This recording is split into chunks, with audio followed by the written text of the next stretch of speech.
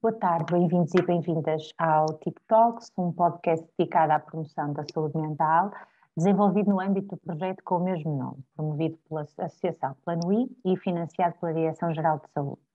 No âmbito deste podcast, temos contado com vários convidados e convidadas para uma conversa informal sobre várias temáticas em torno da saúde mental, contando sempre como anfitriãs do projeto, anfitriãs deste podcast, as psicólogas do projeto, hoje comigo, Ariana Correia. O episódio de hoje debruça-se sobre as perturbações do espectro do autismo, sobretudo em contexto universitário. Temos assim connosco o professor Dr. Pedro Rodrigues, nosso convidado, doutorado em Psicologia Clínica e da Saúde pelo ISCTE e com especialidade avançada em Neuropsicologia pela Ordem dos Psicólogos Portugueses. Trabalha como psicólogo clínico desde 2015 no PIM, com adultos com diagnóstico de perturbação do espectro do autismo e também com adição aos videojogos. Trabalhou como professor auxiliar no Instituto Politécnico de Bragança, no Instituto Piaget de Almada e ISMAT. Colaborou em vários projetos de pesquisa nacionais e internacionais. Colabora ainda com a Rede de Necessidades Educativas Especiais da Universidade de Lisboa e com Autism and Uni. E ainda administrador do website www.autismoadulto.com. Boa tarde, Dr. Pedro. Antes de mais, queremos agradecer a sua disponibilidade e interesse em participar neste episódio. Achamos que é muito importante poder falar sobre as perturbações do espectro do autismo, sobretudo ao nível da integração destes alunos e alunas. É assim importante perceber se existe legislação específica da educação inclusiva para o ensino superior, ou se esta regulação, se esta regulamentação da inclusão ficará ao critério das universidades, acautelando a educação inclusiva nos seus regulamentos internos. Muito bem. Olá a todos e a todas. Em primeiro lugar, agradecer aqui à Ariana e ao vosso projeto,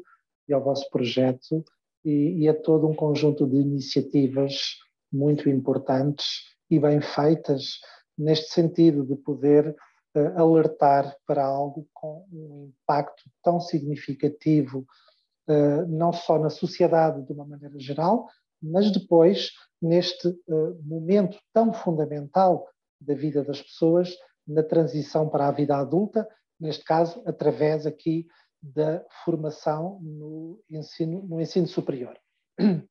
E, portanto, em relação a esta questão especificamente, é sabido, ou pelo menos é de conhecimento geral, que durante o período de escolaridade obrigatória tem havido, nestes últimos anos, um esforço cada vez maior para criar mecanismos legais para poder ajudar a integração dos alunos com deficiência, com determinado conjunto de características, para poder ajudar aqui durante o processo de aprendizagem ao longo desses anos de escolaridade obrigatória. Este último que está ainda em vigor, o Decreto de Lei 54 de 2018, entretanto teve anteriormente uma outra redação, o Decreto de Lei 3 de 2008, com um conjunto de diferenças, e até antes disso também já foi existindo outros diplomas legais, mas no fundo, principalmente com esta ideia de que a escola está toda ela, infelizmente, com alunos com uma grande diversidade de características, de perfil de aprendizagem, e como tal havia e há necessidade de poder dar uma resposta a todas estas diferentes características e diferentes perfis de aprendizagem destes alunos. E como tal, esta legislação, tal e qual como nós a compreendemos, esta especificamente do Decreto de Lei 54 de 2018, vai até ao período da escolaridade obrigatória, portanto até ao final do 12º ano de escolaridade, e não tem aqui um correspondente para o processo de transição para o ensino superior. E, portanto, aquilo que acontece é que todos estes alunos e alunas que, durante o período de escolaridade obrigatória, vão estando ao abrigo desta mesma legislação da educação inclusiva para poder fazer frente àquilo que são as suas necessidades, atendendo ao seu perfil de funcionamento, que é derivado de um determinado diagnóstico, poderá ser de uma perturbação do espectro do autismo, mas também de outra perturbação do neurodesenvolvimento ou até de outra situação de uma pessoa com outro tipo de deficiência. E, portanto, no fundo, as pessoas com determinada condição vão necessitar de um conjunto de mecanismos para poder facilitar o processo de aprendizagem e de colocar as pessoas aqui em situação de igualdade face aos seus pares para poderem ter aqui esta continuidade no processo de aprendizagem. Além disso, é fundamental poder compreender, e a própria investigação tem ajudado muito neste processo, de que estes diferentes perfis de aprendizagem, e aqui estaremos a falar de todos nós, no fundo, é importante poder compreender como é que o modelo de ensino e de aprendizagem se pode adaptar de uma forma a poder respeitar todas estas diferenças na forma de nós podermos aprender. E aqui já não estaremos a falar apenas das pessoas com deficiência, mas de qualquer um de nós. Eu e a Ariana poderemos ter certamente dois processos de aprendizagem diferentes e que, se tivermos face a um sistema de ensino ainda muito rigidificado e que esteja a utilizar apenas uma metodologia, poderá estar a beneficiar a Ariana ao invés de estar aqui também a beneficiar neste sentido a minha pessoa. E eu estarei aqui em prejuízo, não porque não tenha competências para tal, mas porque as metodologias de ensino e as metodologias pedagógicas utilizadas não estão adequadas a esta tão grande diversidade e que é de conhecimento em termos dos vários trabalhos de investigação que têm estado a ser realizados. Como tal, esta própria legislação vai, portanto, beber aqui a este tipo de conhecimento para poder produzir um conjunto de medidas, precisamente para ir ao encontro destas diferentes necessidades. E, no fundo, o que nós estamos a dizer, aqui de uma forma talvez um pouco simplista, mas ainda assim, é de que estas pessoas que estão ao abrigo desta legislação, quando querem progredir para o ensino superior, vão encontrar um conjunto de necessidades em muito semelhantes àquelas que foram encontrando durante a escolaridade obrigatória e não veem aqui este mecanismo legal que as proteja e as acompanhe de uma forma semelhante durante o processo de formação superior, seja no primeiro, segundo ou terceiro ciclo de ensino. E, portanto, no fundo, aquilo que nós pensamos é que será, sem dúvida alguma, fundamental poder refletir a necessidade de criar uma legislação semelhante a este diploma do Decreto-Lei 54 de 2018, mas que possa vigorar durante o processo de formação da pessoa ao longo do ciclo de vida. E agora aproveito também para poder dizer que não tem que se esgotar propriamente aqui nestas etapas normativas em termos de idade no ensino superior, porque eu posso, com a minha idade de 46 anos, querer voltar à universidade e continuar a necessitar dessas mesmas medidas. Portanto, no fundo, é poder ter aqui esta mesma aproximação, mas ao longo do ciclo de vida, para poder continuar a providenciar um conjunto de respostas que as pessoas vão necessitar. E vão necessitar porque as características que estamos a falar das pessoas com este tipo de perfil, nomeadamente de uma perturbação do espectro do autismo, é uma situação crónica e, portanto, vai acompanhar a pessoa ao longo da vida. Certamente que a pessoa irá poder beneficiar de todo um conjunto de apoios, quer ao nível da psicologia, terapia da fala, psicomotricidade, psiquiatria, bom, todo um conjunto de áreas de especialidade para poder ajudar a suprir todo um conjunto de situações que a pessoa necessite. No entanto, há características estruturais do ponto de vista do perfil de funcionamento da pessoa que vão lá estar. E, como tal, será fundamental que também aqui a este nível possa continuar a haver este apoio. Aquilo que tem sido verificado é de que as próprias universidades começaram, e não é de agora, há um conjunto de anos para cá, a receber cada vez um maior número de pessoas com deficiência no ensino superior. Não só as deficiências motoras e outras, mas depois também outro tipo de condições, nomeadamente de pessoas com um diagnóstico de perturbação do espectro do autismo.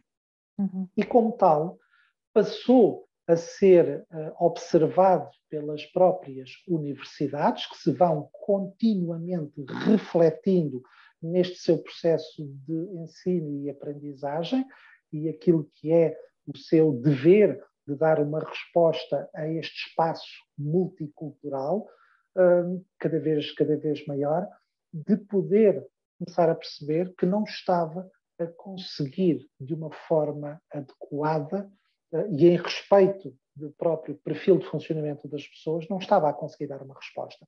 E, como tal, a universidade sentiu, as universidades, de uma maneira geral, sentiram esta necessidade de fazer aqui uma adaptação do próprio Decreto-Lei 54 de 2018 e transitar para mecanismos de regulamentos internos da própria universidade. E hoje em dia sabemos que muitas universidades têm adotado nos seus regulamentos internos precisamente este estatuto do estudante com deficiência, onde está incluído, neste caso, as pessoas com diagnóstico de perturbação do espectro do autismo.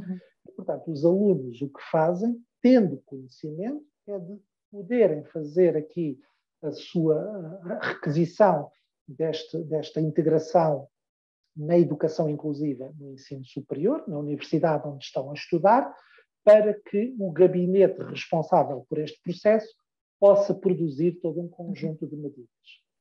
Fica ao critério, não é, doutor? Fica ao critério de cada... Okay. Ou seja, aquilo que se vai verificando da prática e as próprias pessoas, estudantes, que estão no ensino superior e com estas necessidades, e alguns deles também aqui abrangidos através deste mesmo estatuto que está providenciado aqui para o aluno ou para a aluna, é de que nem todos os docentes, ao longo do seu curso, vão cumprindo aquelas mesmas medidas. E, como tal, vamos estar a criar aqui uma situação de desigualdade. Haverá que compreender o porquê que determinados docentes universitários não estarão a conseguir fazer para poder adaptar estas medidas. É importante poder compreender, mas é fundamental poder perceber que há estas desigualdades a acontecer em alunos que já trazem estas necessidades, número um, e que, sem dúvida alguma, estão aqui em desigualdade face aos seus pares, seja aos seus pares de uma maneira geral, mas também face àqueles que, tal e qual como eles próprios, tendo até o mesmo diagnóstico, podem estar numa universidade até a fazer o mesmo curso que eles, mas que nessa tal universidade está a funcionar bem este processo, enquanto que na universidade onde a pessoa está, não está a funcionar bem este processo. Não há não há uma supervisão, uma coordenação, uma articulação.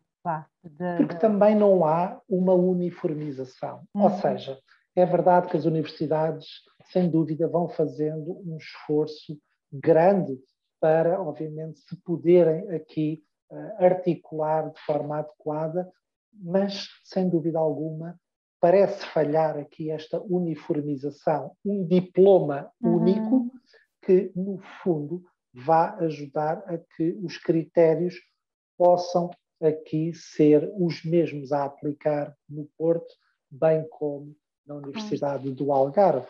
E, portanto, será fundamental que isto possa existir e que este surgimento destes diplomas legais também venha aqui a suscitar outras questões igualmente importantes, tal e qual como na escolaridade obrigatória, porque se sabe que na escolaridade obrigatória uma das, pelo menos, medidas possíveis de poderem aqui ser selecionado é de haver a presença de um professor de educação especial que vai fazer determinado tipo de acompanhamento ao aluno ou à aluna consoante as necessidades, seja em contexto de sala de aula, seja fora do contexto de sala de aula.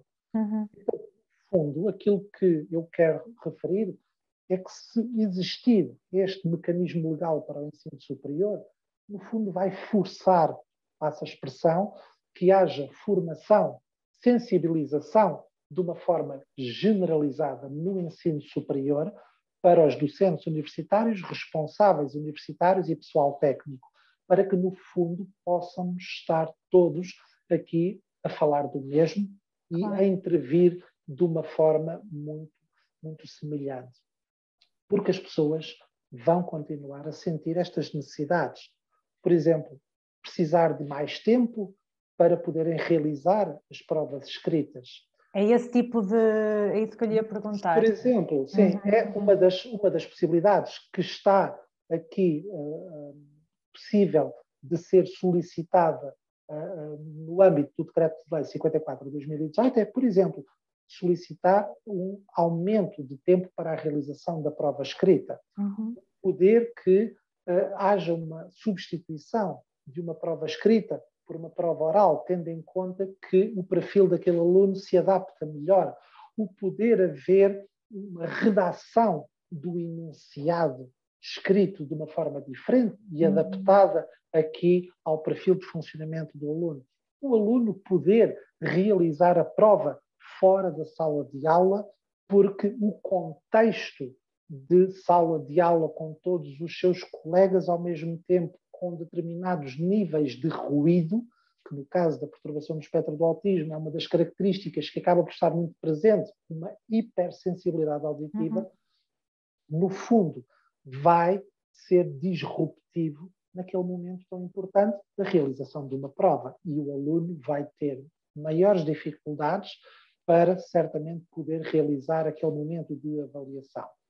Ou seja, estas e outras possibilidades que estão dentro desta própria legislação do Decreto-Lei 54 de 2018 são ou deveriam aqui ser transitadas para o ensino superior como um mecanismo legal existente, para poderem ser aqui, até pela força da lei, no fundo, levar a que o aluno, em qualquer disciplina, pudesse continuar a beneficiar e não haver aqui uma decisão com base num critério pessoal que, no fundo, vai enviesar este processo. E pensar... Sim, Mariana. Ia-lhe dizer que realmente parece-me altamente desmotivador para qualquer aluno ou aluna com diagnóstico deste género para ingressar no ensino superior, sem essa garantia, não é? Por exemplo, o que nós vamos verificando, e eu vejo, por exemplo, junto de muitos dos meus clientes que vão cada vez mais desejando poder prosseguir os seus estudos e da preocupação também dos pais, é de que, número 1, não existe de uma forma generalizada, porque a informação existe, mas não existe de uma forma generalizada uma informação de, se for para o ensino superior, vai continuar a ter este tipo de apoios. E a universidade que vai escolher irá poder continuar a trabalhar em conjunto consigo. E, portanto, esta informação, no fundo, está implícita e presume-se que o aluno ou a aluna e a sua própria família depreenda que isto vai acontecer. Agora, estas e outras características dentro do espectro do autismo levam a que, não tendo contacto com esta informação, vá em muito limitar e levar a que muitos alunos, talvez possa estar a exagerar, porque não estou a falar de um estudo, mas muitos alunos que queiram não ir para o ensino superior, porque dizem: Pedro, eu senti tantas dificuldades e mesmo assim tinha estes apoios, se eu agora for para a universidade sem estes apoios, como é que eu alguma vez vou conseguir fazer 3, 4, 5 anos de formação? Eu não vou conseguir, Pedro. Portanto, eu não quero repetir todo um conjunto de experiências negativas, muitas até traumáticas, num ambiente desprotegido. Claro. E por isso, também aqui eu aproveito sempre para referir que será importante, e eu sei que já tem sido pensado, inclusive até pelos próprios departamentos do Estado e responsáveis por esta área, de haver uma transição muito mais fluida das pessoas, alunos e alunas que estão referenciados na escolaridade obrigatória no processo de transição para o ensino superior. Até porque, pensando naquilo que são as necessidades do aluno e da aluna durante o período do ensino secundário, irão certamente ser muito as necessidades que vão continuar a acontecer no ensino superior. Havendo aqui uma boa prática realizada num período imediatamente anterior, por que não aproveitar o trabalho que já é feito pelos professores e pelas professoras, seja de educação especial, sejam, de uma maneira geral, todos os professores, poder ser aproveitado essas mesmas orientações, essas mesmas metodologias, para que possam também transitar com o aluno e com a aluna, para que possam começar logo, desde o início, a ser adaptadas. Ou seja, no fundo, é reconhecer o esforço que existe, falando aqui das universidades e dos próprios responsáveis, mas, principalmente, é poder, no fundo, uniformizar o processo para criar aqui este mecanismo de igualdade, no fundo. Claro. Acha que uniformizar, claro, e depois, mesmo no âmbito da operacionalização dos regulamentos internos das faculdades, acha que algumas das resistências do corpo docente têm que ver com o sentir que não é da sua competência ou sentir que não tem ferramentas? Qual é, na sua opinião, a razão? Há várias razões que explicam estas resistências. Uma delas, e continua a ser, a nível da sociedade, é transversal. Este grande desconhecimento relativamente àquilo que são as pessoas com deficiência. Não só as questões do próprio estigma associado à deficiência e aqui à saúde mental de uma maneira geral, mas também um desconhecimento de como é que é este perfil de funcionamento das pessoas numa determinada condição. Portanto, não conhecendo como é que poderá ser este perfil, os próprios docentes sentem-se desconhecedores e vão ter esta maior resistência até pela via do desconhecimento da situação. Número 1. Número 2, principalmente aqui ao nível das perturbações do espectro do autismo, elas acabam por colocar muitos desafios, principalmente ao nível relacional. Ou seja, poderemos estar a falar de um aluno ou de uma aluna que insistentemente, em contexto de sala de aula, vai interromper o docente com uma questão ou com várias questões que não está a compreender e vai manter insistentemente este mesmo questionamento até conseguir compreender, interrompendo o período de funcionamento da aula. O docente, não estando capaz de fazer um enquadramento acerca deste mesmo comportamento, vai fazer uma leitura muito mais numa via de um diagnóstico moral, achar que o aluno é desadequado, mal educado, mal formado até, e que, como tal, estará ali para implicar com a situação e não outra questão. E vai reagir a esta situação, convidando o aluno a sair, ou tendo até alguma forma menos adequada de se dirigir ao aluno em contexto de sala de aula com os seus colegas. E, portanto, estas situações também acabam por criar aqui alguma resistência. E depois, também derivado do desconhecimento, ok, certo, e então, mas como é que eu faço? Como é que eu faço estas adaptações? Ou seja, os próprios docentes também vão perguntando, e fazem muito bem, certo, eu tenho um aluno com estas características, eu já me informei o que é que poderá ser, não é que eu seja grande especialista, mas já percebi. Certo, Pedro, e agora o que é que eu faço? O que é que eu posso fazer? E, portanto, há todo um conjunto de medidas que, inclusive, já estavam a ser aqui aplicadas durante a escolaridade obrigatória e que podem claramente transitar. A utilização de headphones na sala de aula, a utilização, por exemplo, de óculos com lentes escurecidas, por exemplo, o poder ter um determinado mesmo lugar para se poder sentar na sala de aula e ser, inclusive, se necessário, num lugar junto à porta de saída para que o aluno se possa aqui retirar sem ter que atravessar toda a sala. Portanto, ou seja, há conhecimento e prática e boas práticas de o que é possível fazer a este nível no decorrer de uma situação de sala de aula e que pode ser aqui fornecido e deve ser fornecido aos docentes para, no fundo, de uma forma adaptada também à sua própria pessoa, ao contexto da sala de aula, poder aqui implementar e, no fundo, levar a que aquele aluno ou aluna possa, tal e qual como os outros, fazer a sua aprendizagem. A questão relacional, por exemplo, lembrei-me, trabalhos de grupo. Se é coisa que há na universidade, é trabalhos de grupo.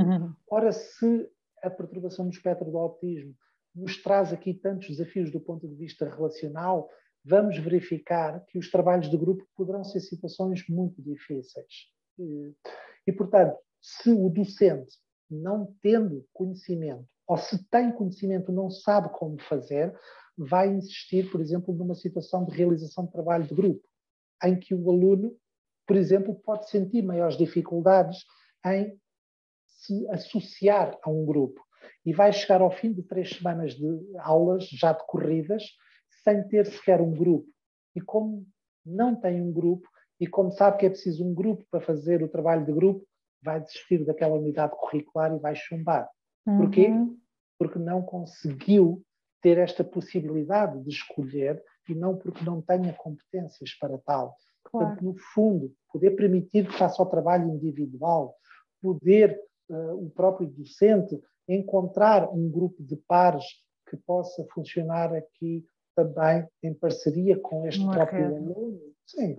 Ou seja, no fundo, há um conjunto de respostas que, no fundo, permite a que o docente faça uma avaliação adequada ao aluno e de acordo com as metodologias que estão aqui a ser implementadas, e poder ter noção se o aluno fez ou não fez aprendizagens e não colocá-lo em situações de tão grande dificuldade, de maior propensão para a retenção e, inclusive, do próprio abandono precoce ao nível do ensino superior. E, portanto, no fundo, é isto que, claro, não será apenas a transição da legislação, porque é fundamental poder continuar a mudar os comportamentos, mas sim.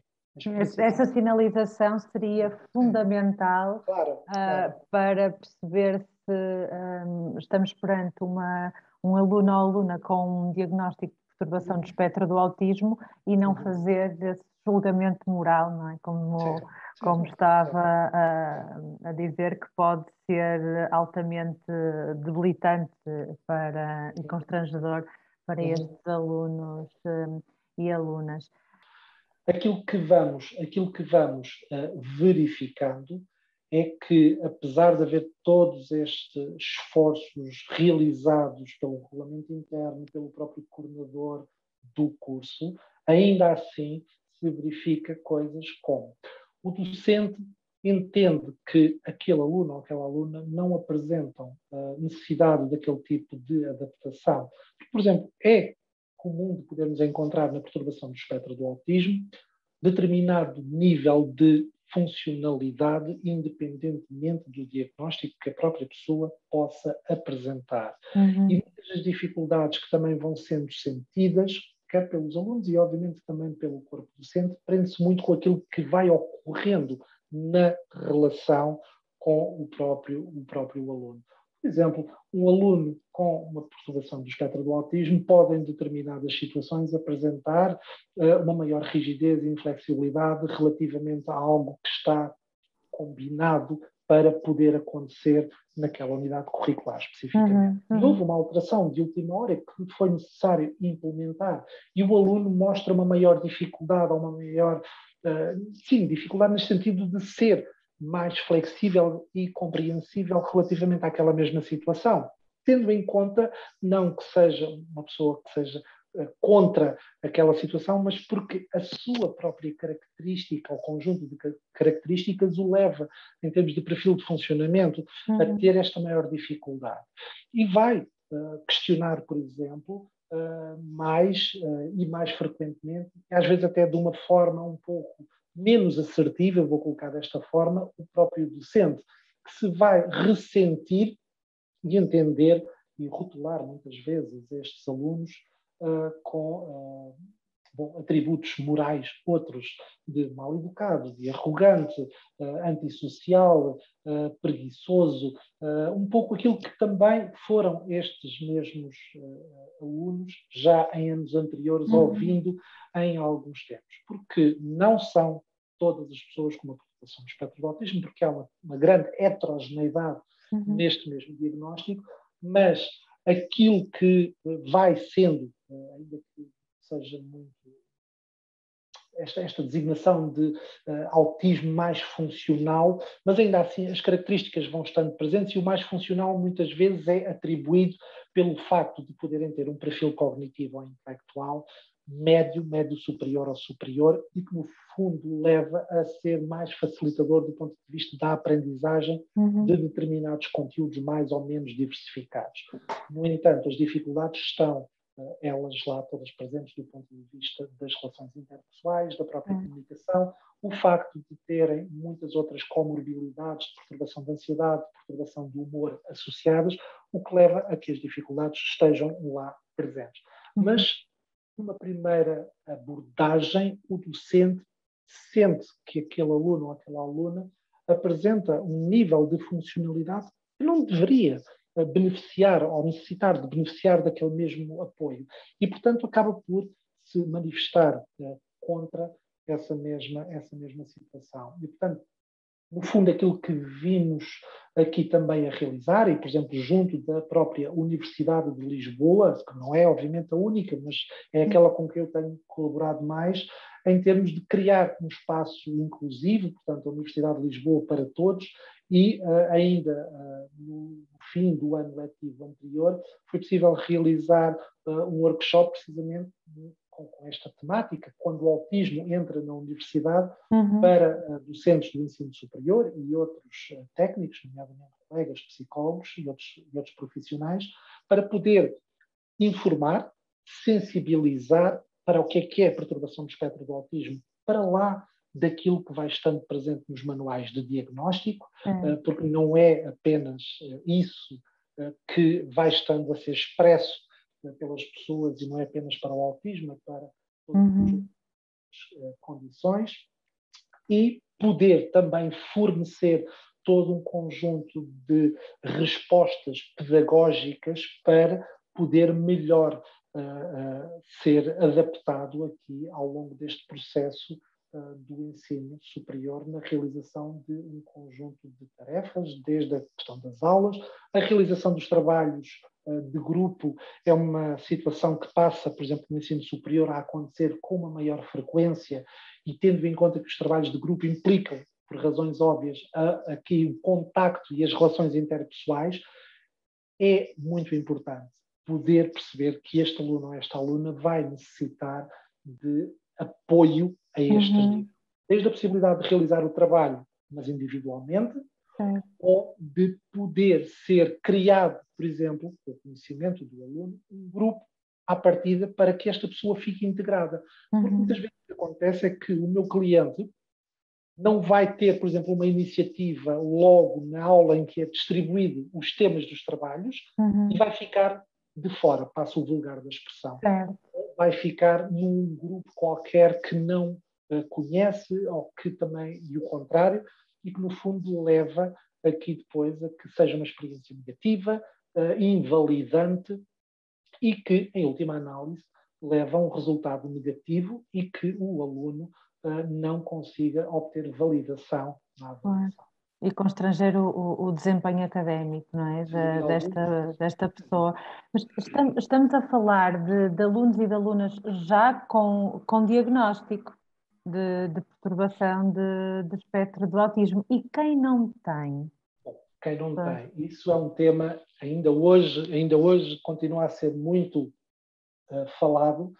Até há uma designação de que estamos, nestes últimos anos, a observar uma epidemia de autismo. Não há nenhuma epidemia de autismo. Há, sem dúvida alguma, uma maior sensibilização, também dos profissionais de saúde e da sociedade de uma maneira geral, para solicitarem estas mesmas avaliações, este mesmo diagnóstico e depois prosseguir. Mas sim, continuamos a verificar que, em Portugal, sem dúvida alguma, apesar do grande avanço, de que há um conjunto ainda significativo de pessoas que são apenas diagnosticadas nesta altura de transição para o ensino superior, ou já até durante o ensino superior.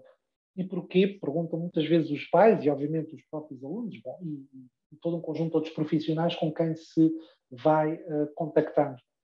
Se eu tiver uma pessoa com um diagnóstico, no caso ainda não tem um diagnóstico de perturbação do espectro do autismo, mas que devido aqui a ser uma situação mais sutil em termos do próprio perfil da apresentação deste mesmo quadro clínico, o facto de ter aqui também um perfil cognitivo muito mais capaz e que ao longo do ensino regular foi obtendo melhores notas e que foi sendo, com o perdão da expressão, um aluno tímido que não foi dando problemas, ou no fundo, como o povo costuma dizer, foi passando pelos pingos da chuva, também nesta simplicidade, mas no fundo aquilo que acontece é que é uma pessoa que chega ao final do 12º ano, obviamente com as suas devidas dificuldades, mas que foi tendo algum tipo de acompanhamento, ou pedagógico ou até psicológico, mas que nunca foi sendo suficiente para fazer este diagnóstico.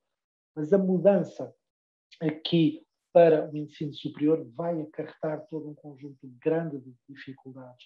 E são pessoas que nos vão chegando com 18, 19 anos principalmente com queixas de ansiedade, de forma bastante marcada, fecharam-se em casa, desde o primeiro dia que entraram no Instituto Superior Técnico, não conseguiram subir aquela escadaria da Alameda e vieram para casa, fecharam-se no quarto e não voltaram a sair. Ou também, às vezes, situações até no próprio processo de praxe académica, ainda que vão estar mais cuidadas.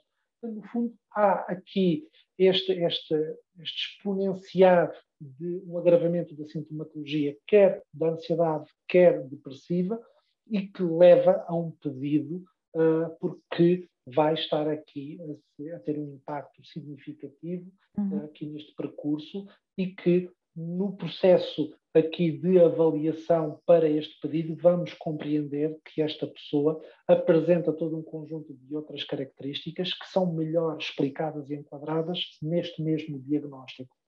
Claro. E isto não é apenas nesta idade, porque eu continuo a fazer diagnósticos de pessoas com 30, 40, 50, 60 e mais anos. Até por outras questões que será certamente depois possível de falarmos num outro dia, mas sim, nem todos que estão no ensino superior estão diagnosticados, mas que as dificuldades estão lá presentes. Estão lá. E já agora, a nível de perturbações de hiperatividade e déficit de atenção, o panorama será semelhante ou não? Ao nível do subdiagnóstico? Será semelhante também, até para já, há aqui uma determinada percentagem de sobreposição. Estamos a falar de perturbações do neurodesenvolvimento. Sabemos que uma pessoa com perturbação no espectro do autismo tem uma probabilidade de cerca de 30%, os estudos vão referindo aqui algumas diferenças, de ter, inclusive, também uma perturbação de hiperatividade e déficit de atenção, ou um déficit de atenção, e, portanto, aqui também o contrário. E que, dependendo depois do próprio perfil de funcionamento desta pessoa, neste caso jovem adulto, com um perfil até cognitivo mais funcional, acaba também aqui por ter todo um conjunto de dificuldades, não só no processo do reconhecimento, do diagnóstico, mas depois também das dificuldades que os próprios que vão contactando, nomeadamente os docentes, os colegas, vão sentindo na dificuldade relacional que estas pessoas apresentam, mas que no fundo tem a ver aqui com todo um conjunto de desconhecimento de parte a parte, e neste caso dos pares, que precisam continuar a ser sensibilizados para a questão da diferença e da neurodiversidade de uma maneira geral dentro do funcionamento humano, para poderem aqui estar mais capazes de poder dar aqui uma resposta adequada na interação com as pessoas com estas e outras características. Claro, claro. Antes de passar à última questão, professor, queria-lhe só perguntar, há pouco falou que haveria alguma, quase que uma crença relativamente às pessoas do espectro do autismo, que quase que, falando desta sobre diagnóstico, não é?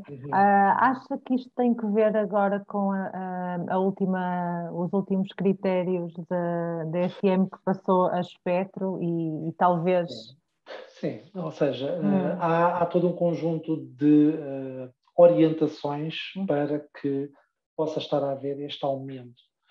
E sim, sem dúvida alguma que a partir de 2013, com a alteração no Manual de Diagnóstico e Estatística das Perturbações Mentais, a DSM-5, o facto de ter deixado de haver todo um conjunto de condições e passar a estar tudo debaixo, perdoem a expressão, é muito utilizada, debaixo deste chapéu da perturbação do espectro do autismo, passou, sem dúvida alguma, a haver aqui este maior número de diagnósticos.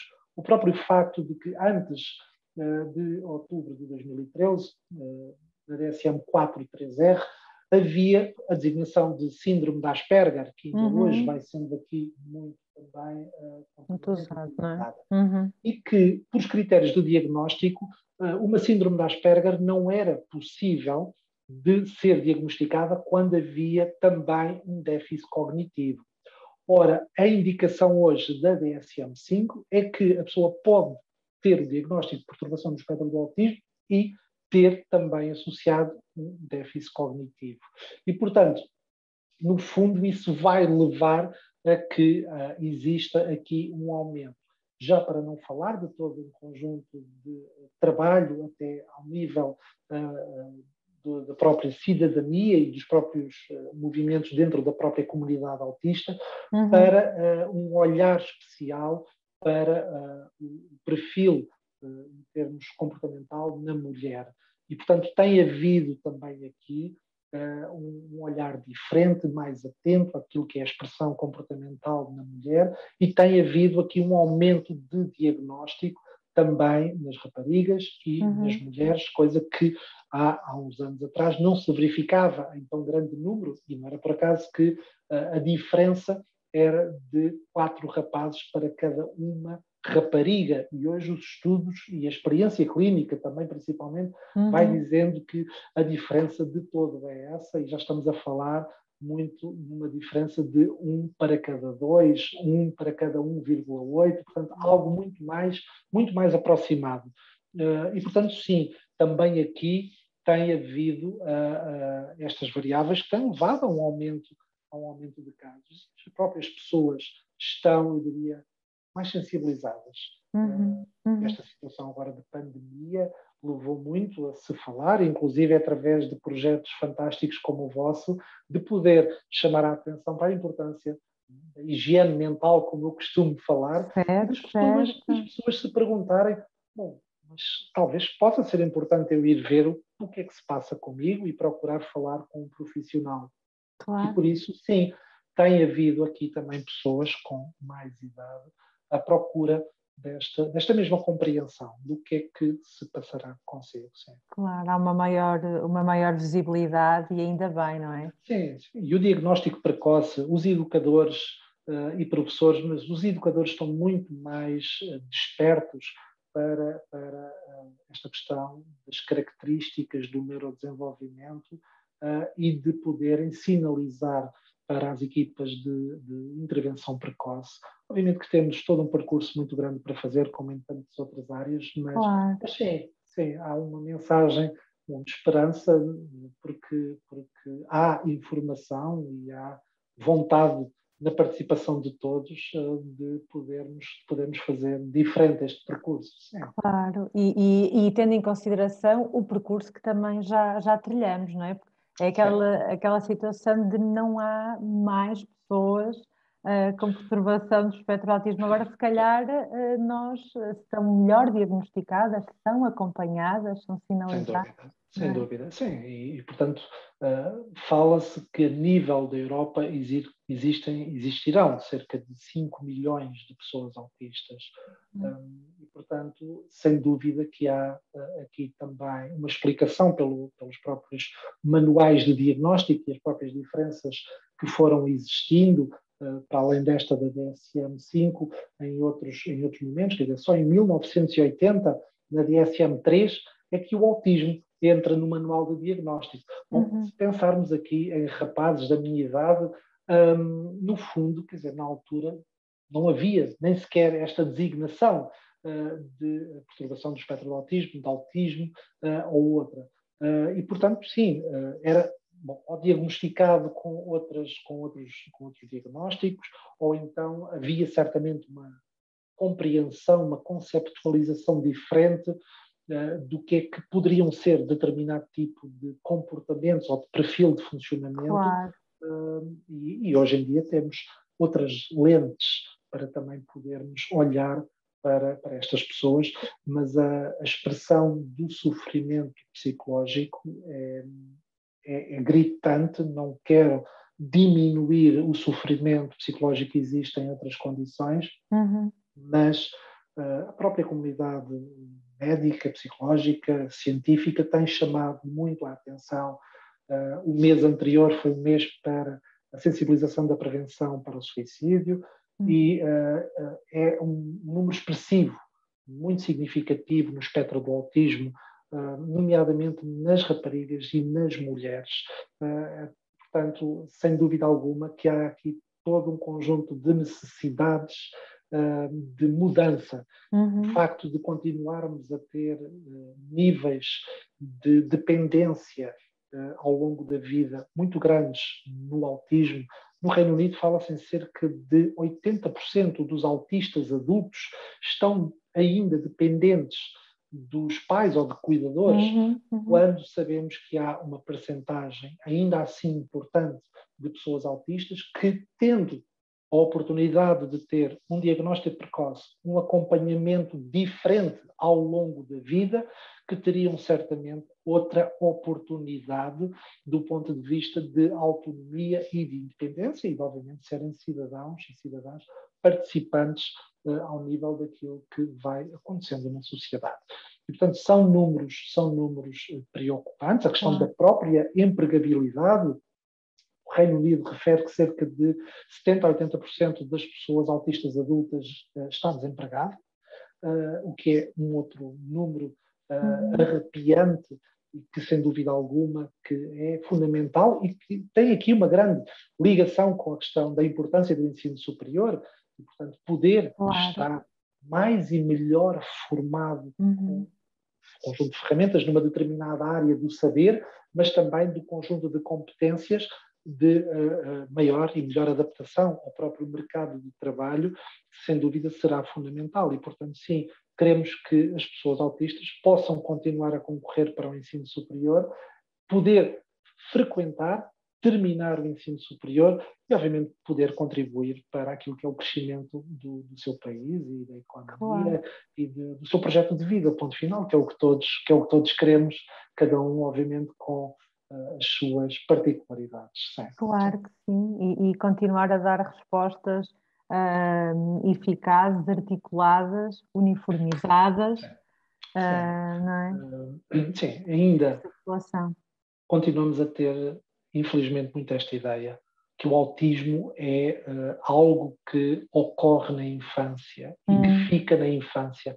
Eu, às vezes, em brincadeira, falo um pouco no autismo como um síndrome de Peter Pan. Portanto, e fica-se sem saber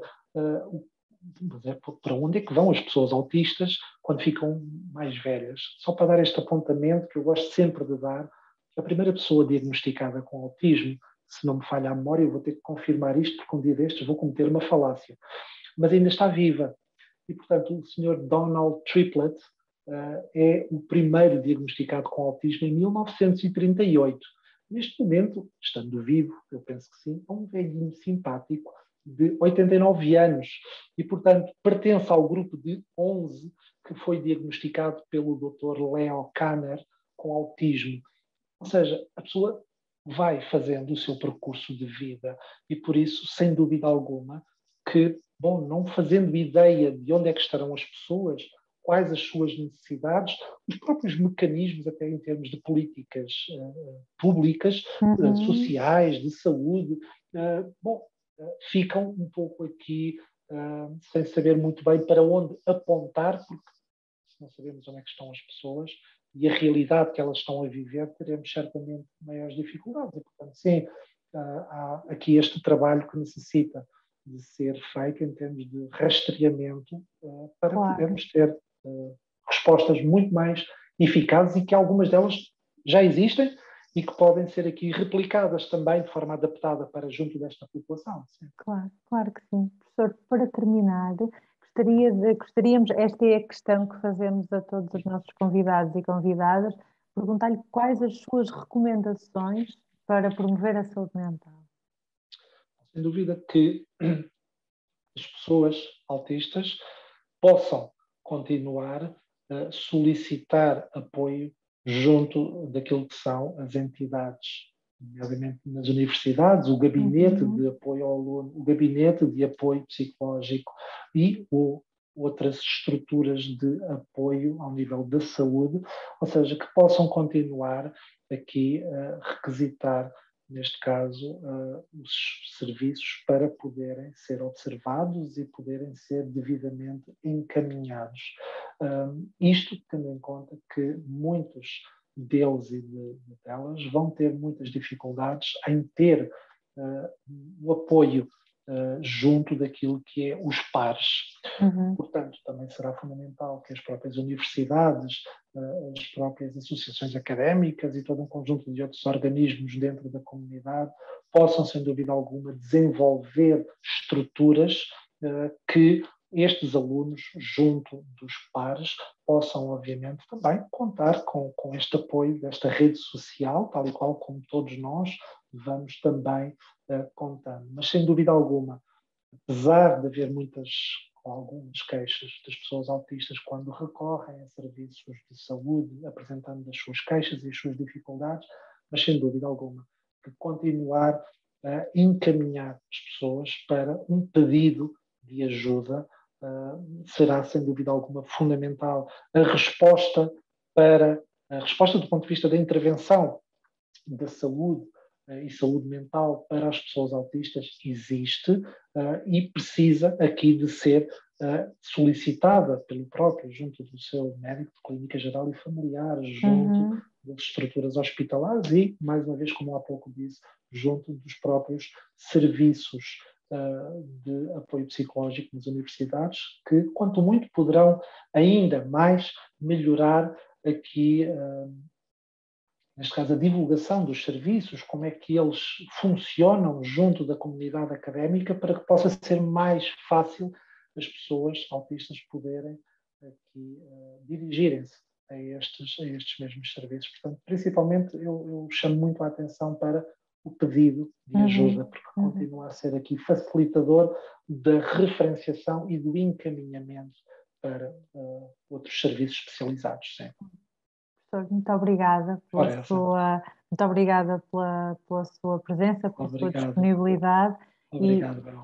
E relembrar a todas as pessoas que este podcast, assim como todos, estão disponíveis nos nossos canais do YouTube e do Spotify, que nos podem seguir também nas nossas redes sociais, no Instagram e no Facebook. Muito obrigada, professor. Até uma próxima. Até, com licença. Obrigado.